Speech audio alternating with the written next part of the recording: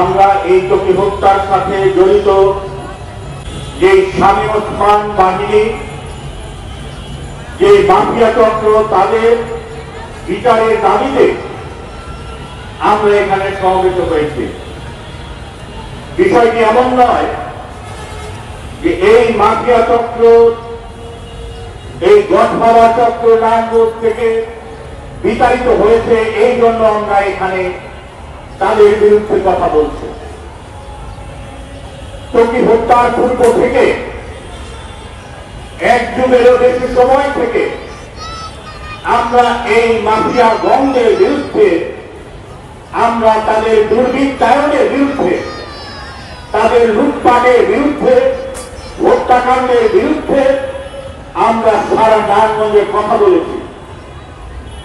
নারায়ণগঞ্জে কোনো বিরোধী দল ছিল না এই ওসমান পরিবারের বিরুদ্ধে কথা বলার জন্য, কিন্তু আমরা তাদের এই অন্যায়ের বিরুদ্ধে, জুলুমের বিরুদ্ধে, নির্যাতন, হত্যা, চাঁদাবাজির বিরুদ্ধে আমরা দীর্ঘদিন ধরে কথা বলে আসছি।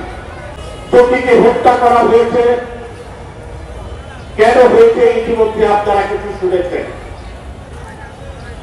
এবং মোটামুটি এই দেশে সমস্ত জায়গায় তারা মানুষ জানে। এই যে হত্যা করে মুখ বন্ধ করে রাখা দুরভিসন্ধি, এইটি তাদের দীর্ঘদিনের। ইতিপূর্বে তারা তা করেছে, নৃশংসভাবে করেছে। নৃশংসভাবে এই হত্যাকাণ্ড সংগঠিত করে তারা নারায়ণগঞ্জের মানুষকে বুঝাতে চেয়েছে যে তাদের বিরুদ্ধে গেলে কি পরিণতি হতে পারে। আমরা বরাবর বলেছি যে এই গডফাদার মাফিয়াদের শক্তি হচ্ছে সরকার, প্রশাসন, পুলিশ। এনজিওর কিস্তি প্রথমবার বিকাশ পেমেন্ট করলেই 20 টাকা ইনস্ট্যান্ট ক্যাশব্যাক।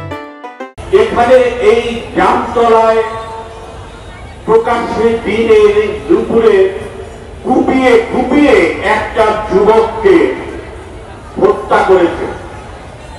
নিঠুকে কুপিয়ে কুপিয়ে মানুষ দেখেছে, বাধা দিতে যায় না। আশিককে হত্যা করেছে নৃশংসভাবে এই টর্চার ছেলে। রক্তমাখা যে প্যান্টটি পাওয়া গেছে র্যাবের অভিযানে, সেটি আশিকের প্যান্ট।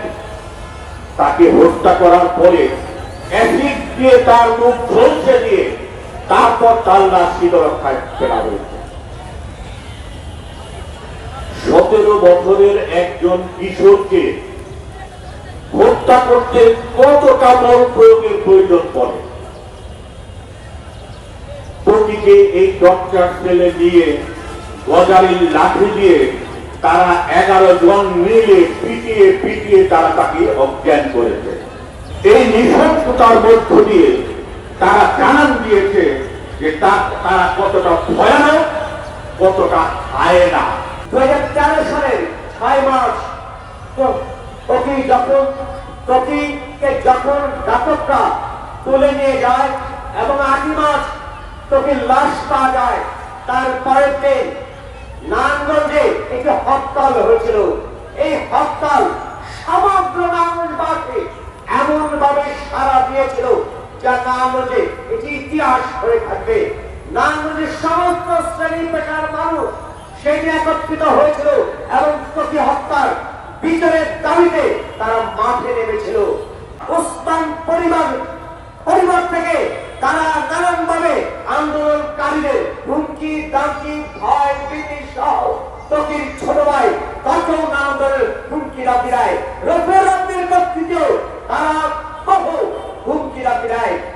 আমরা সকল হুমকি, দামকি, ভয়, ভীতি, অত্যাচার, মামলা সেটাকে মোকাবেলা করে আজকে ঈশ্বরকে দাঁড়িয়ে আছি। যারা হুমকি দিলে তারা কোথায়? যারা বিচার থেকে রাখলেন তারা কোথায়?